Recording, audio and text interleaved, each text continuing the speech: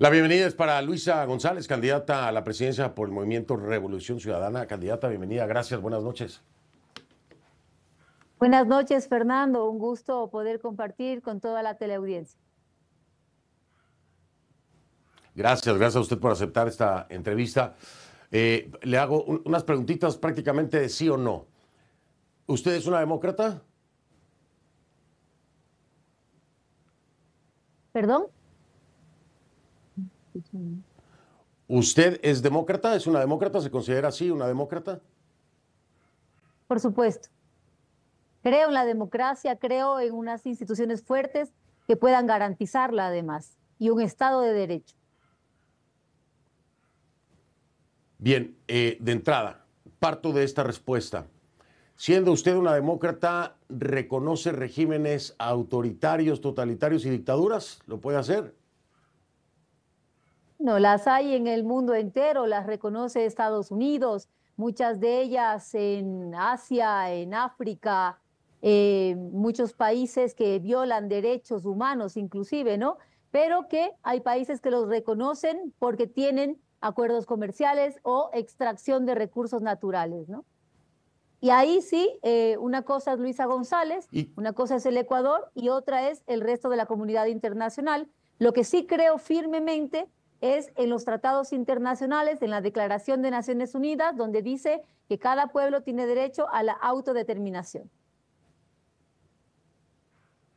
Bien, siendo demócrata y sabiendo la definición y pudiendo identificar regímenes totalitarios y dictaduras, si usted llegara a ser presidenta, ¿qué es lo que tiene Maduro en Venezuela? ¿Lo reconoce como un régimen autoritario, como una dictadura o como una democracia?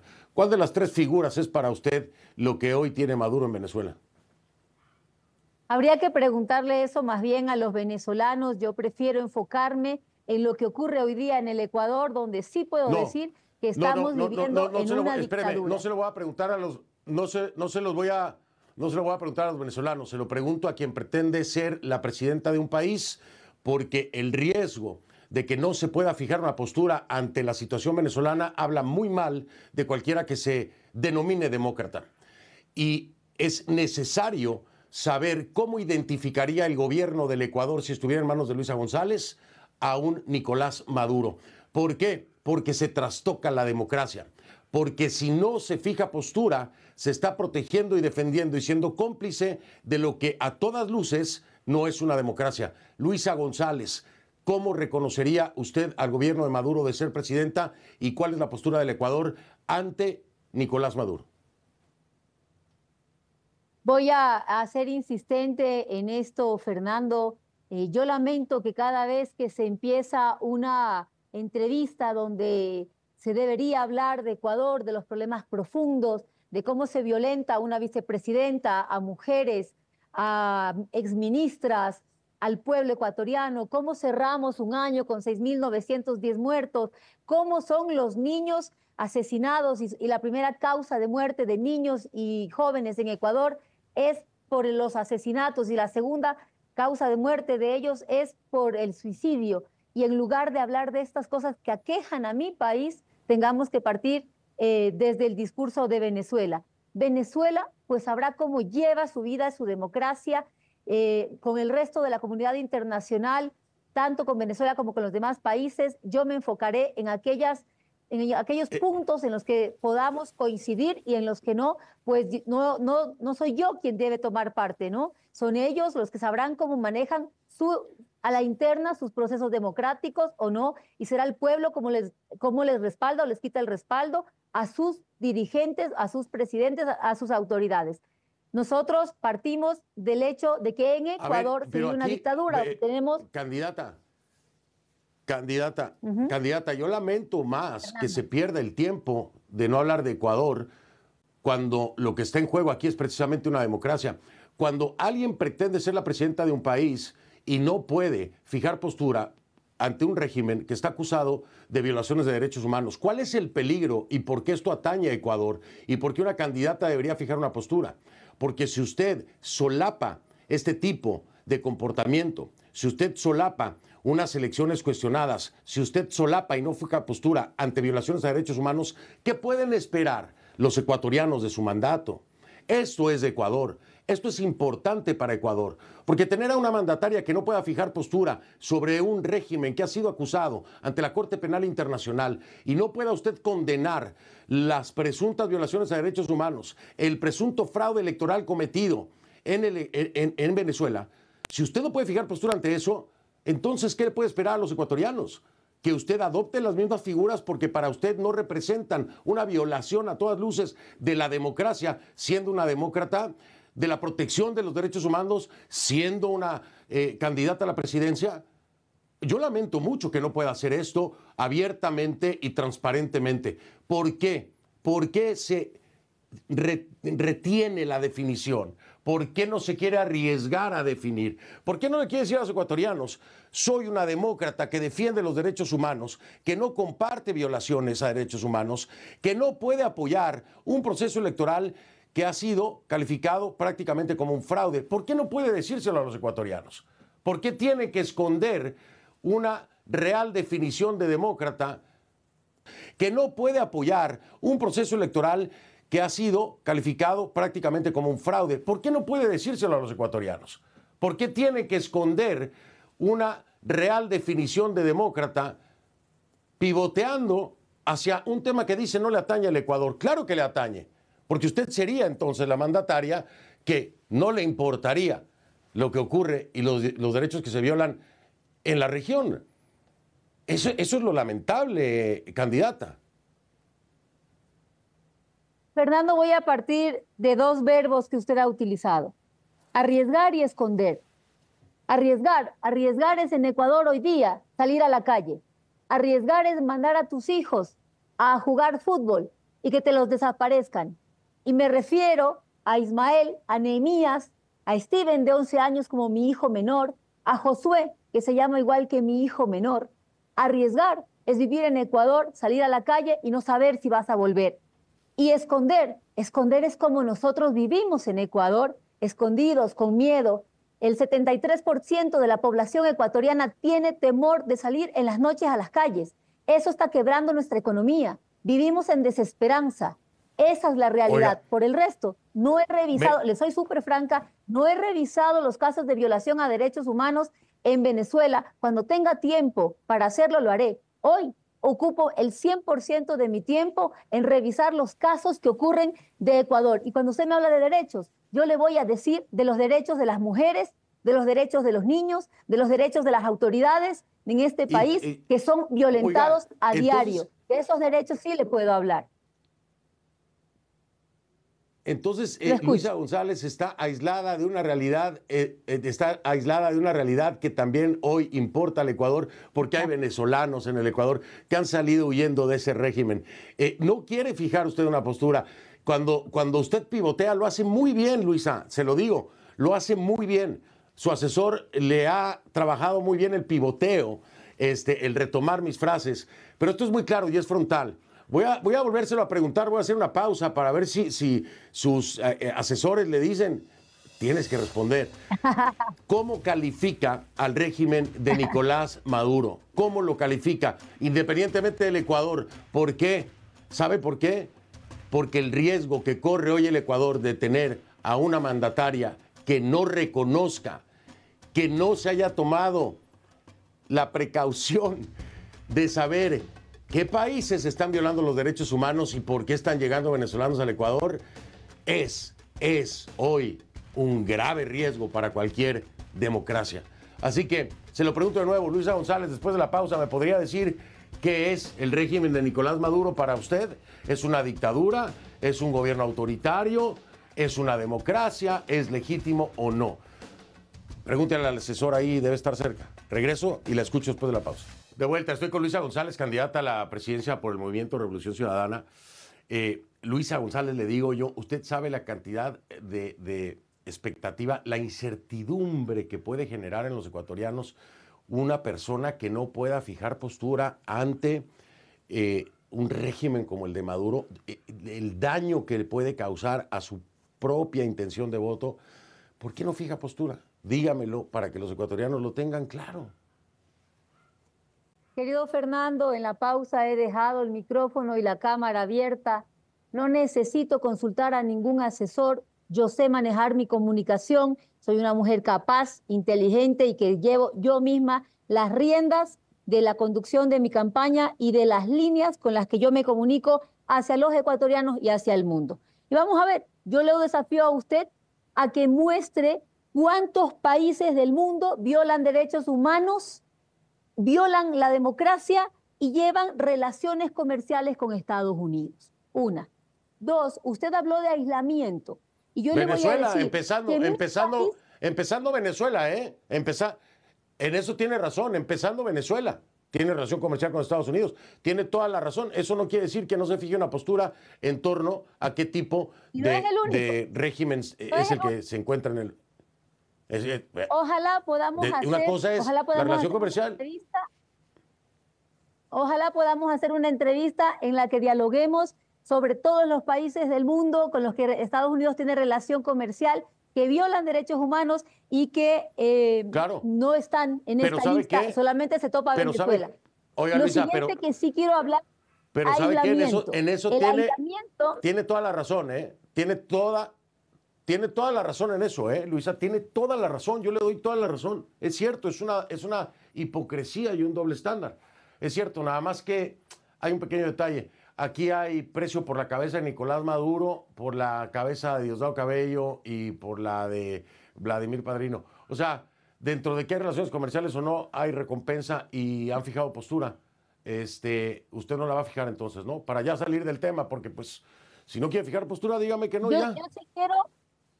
Yo sí quiero hablar de una palabra más que usted utilizó y es aislado. Nosotros acabamos de tener a finales del año anterior, la Cumbre Iberoamericana de Naciones. 19 países latinoamericanos la integran. Por primera vez en la historia se hace en Ecuador. Y no llegó ninguno. ¿Sabe cuántos? Y no llegó ningún gobierno. Yo lo sé. Países? Yo lo sé. No, Permítame. Ya lo sé que no llegó ninguno. Ya lo sé que no llegó ninguno. Vinieron? Entonces, Cero países. Y por ya primera vez. Ya le acabo de responder yo. Ya se lo dije.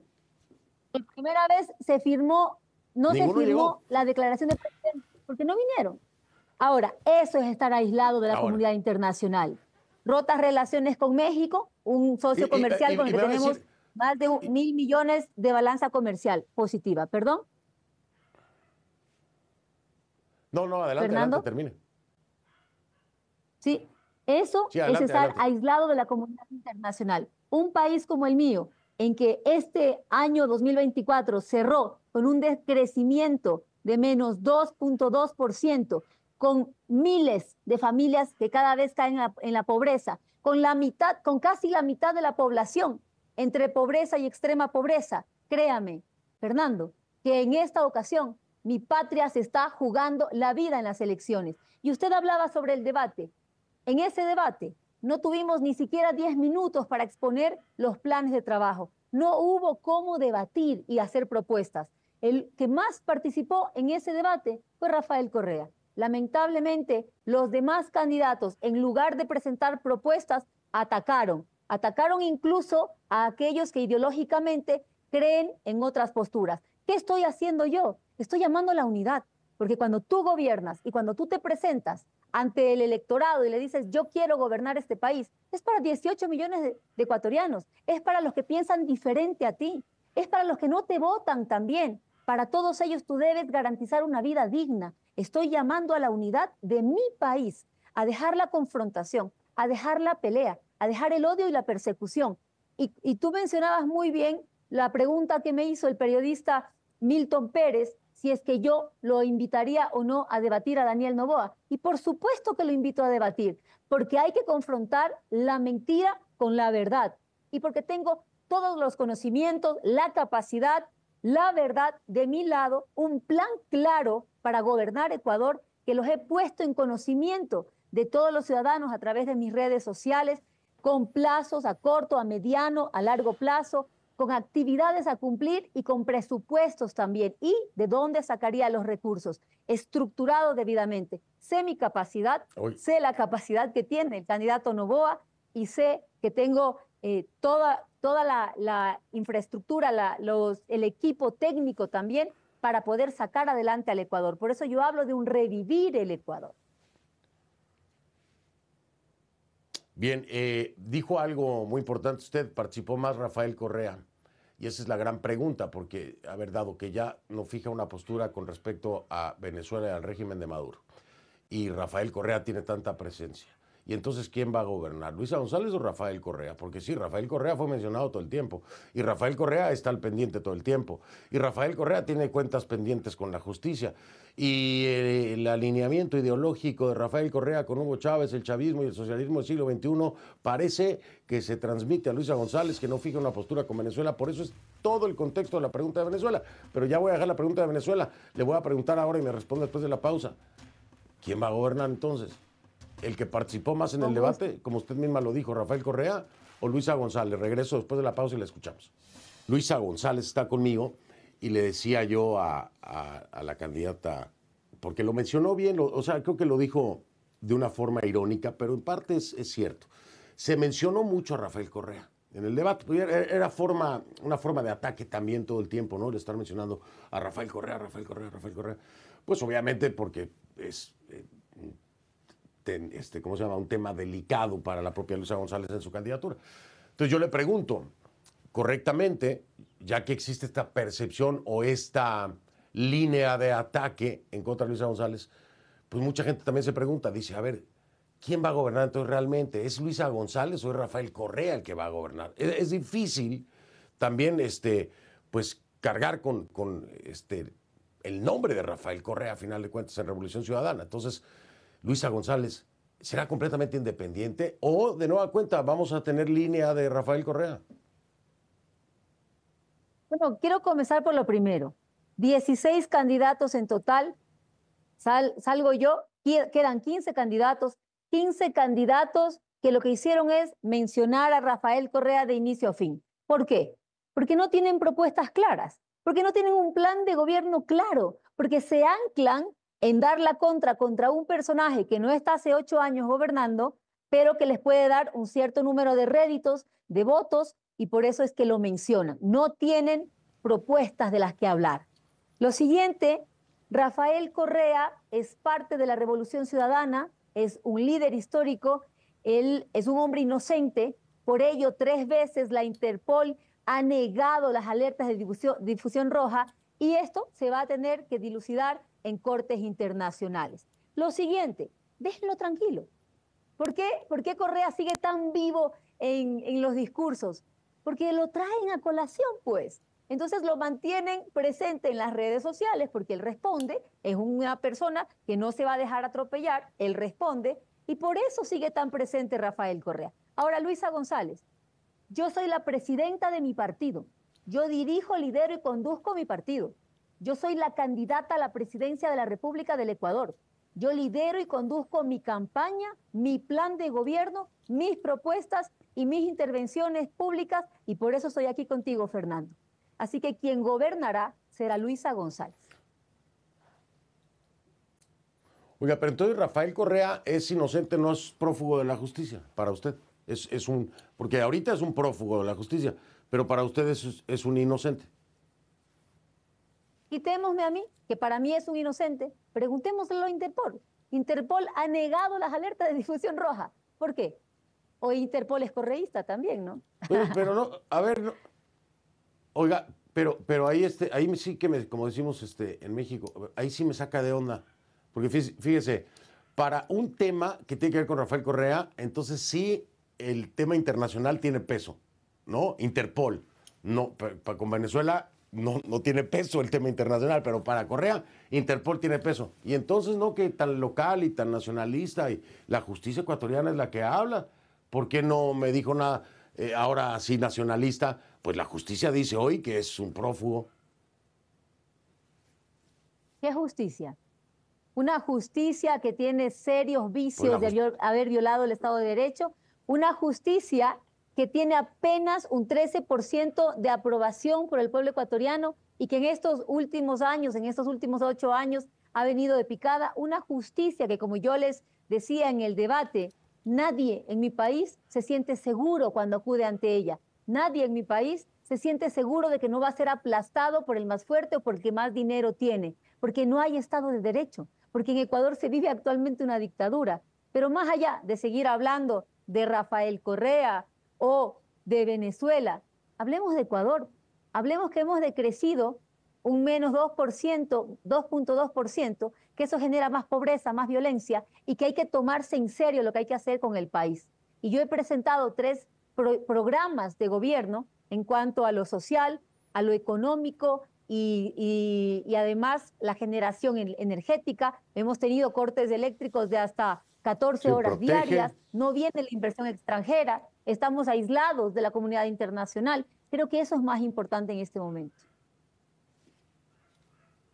Sí, por supuesto, los revisé, genera, protege, impulsa, y los estaba viendo. Aquí hay temas muy, sí, los vi, los revisé todos. Oiga, le digo, nos va a faltar tiempo hoy, pero lo que pasa es que estoy haciendo primera ronda y ya acercándonos un poquito más a una segunda ronda para profundizar en todos estos temas que hay. Creo que la primera entrevista tiene que ser algo más genérico, porque si nos puntualizamos, no nos da.